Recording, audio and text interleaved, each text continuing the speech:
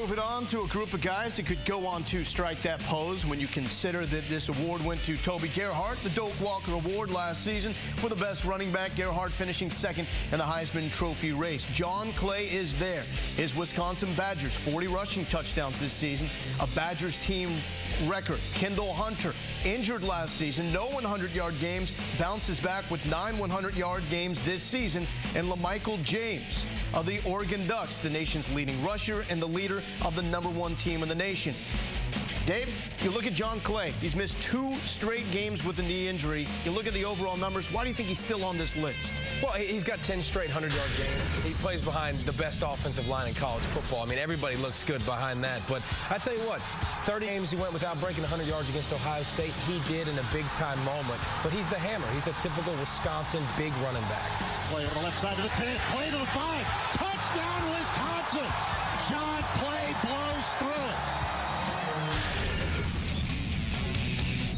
Pistols firing. Touchdown, Oklahoma State. Kendall Hunter. One of the most complete backs in all of college football. Kendall Hunter is an inside runner, outside runner, and receiver out of the backfield. He's done remarkable things here in 2010. 100 yards rushing in 9 of 11 games. And if you move out west, LaMichael James, lightning in a bottle. 3 200-yard rushing games in the FBS level this year. 158 yards rushing, leads FBS of all rushers in college football for the #1 ranked team in the land. LaMichael James, baby, not going to catch that man. Statement, statement, statement. The Doak Walker, one of the most prestigious all-around awards in college football at this time. They do take a large consideration for academics and community. You have to be on pace to graduate within a year of your current class to even be considered for this award. That said, did they get the top 3 right, David?